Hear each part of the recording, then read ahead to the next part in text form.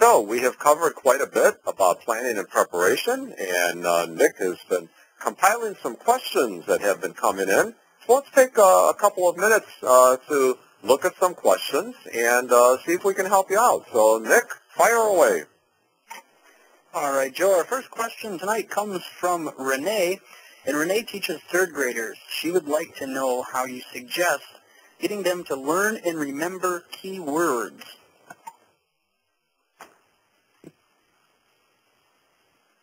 Okay, so to teach third graders, how you would suggest getting them to learn and remember the key words.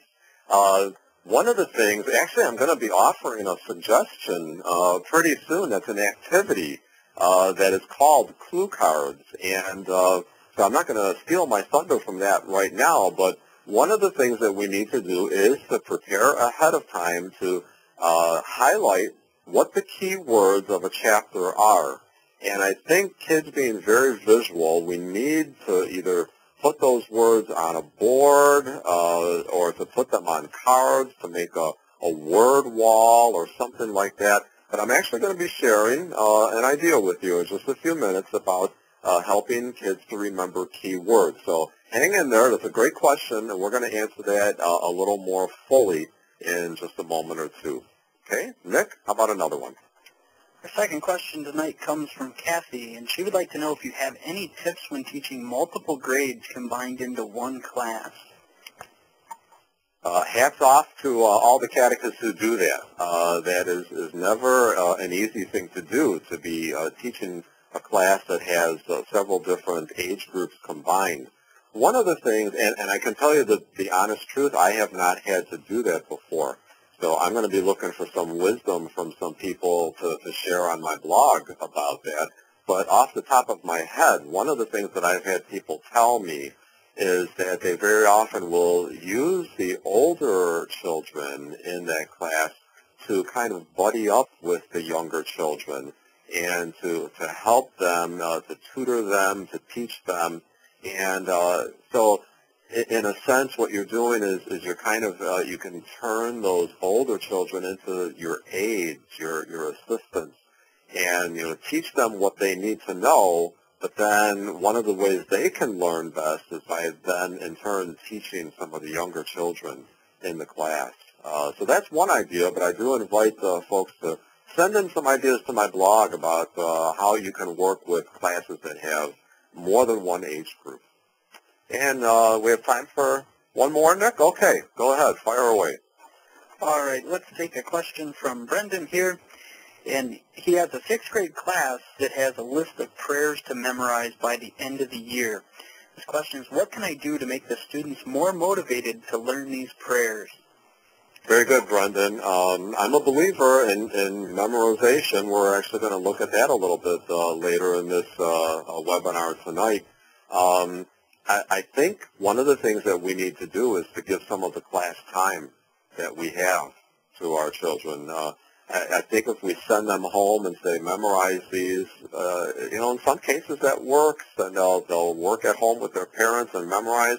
And in many other cases, they're going to come back and say, oh, I forgot, or I just didn't do it. I think it's helpful for us to take some time in our own classrooms, go over the prayer with them, help them to understand it, talk about the prayer, explain any parts they might have difficulty understanding, and then give some quiet time. You might put on a little music quietly in the background and create a prayerful time and tell them, use this time to take the prayer to heart. And I'd like to emphasize that phrase, take to heart, so that we're not just thinking this is an intellectual exercise of just memorizing things.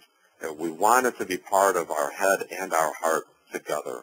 So a very good question. I appreciate the 3 questions that we had time to answer now. We're going to stop 2 more times tonight to look at some more questions, and then I'll get to more of them on my blog. But let's continue on and look at our next idea for tonight, which is selecting learning activities. I'm sure that you've all heard the saying that variety is the spice of life.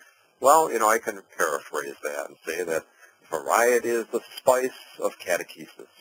When you stop and think about, something like going to the hardware store to select a color of paint that you need, you're going to paint a room. You come face to face with these floor-to-ceiling displays that have charts of like a gazillion shades of colors that are available to you.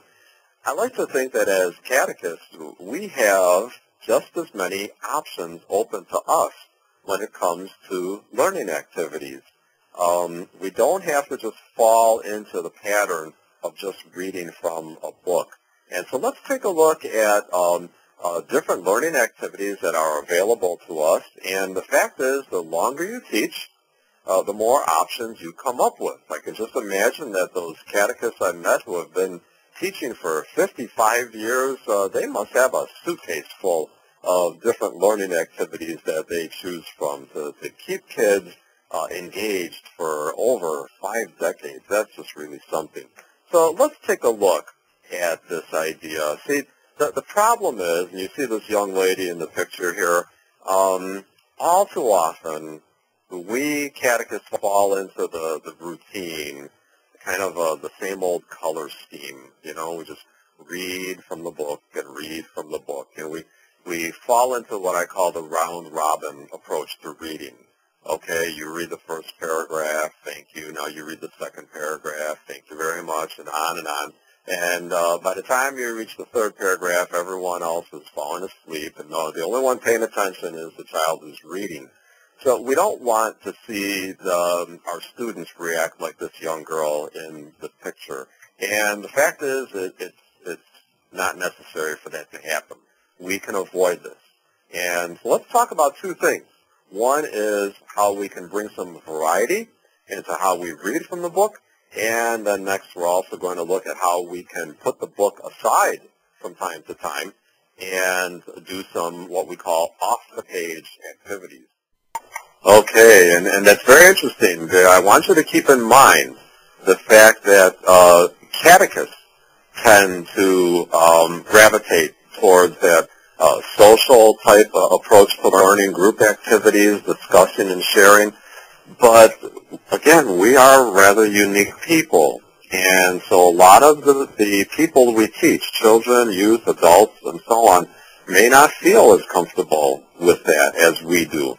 And so it's important for us to bring in a variety that's going to help people to learn in a way that they're most comfortable with, and not just the way that we are most comfortable teaching.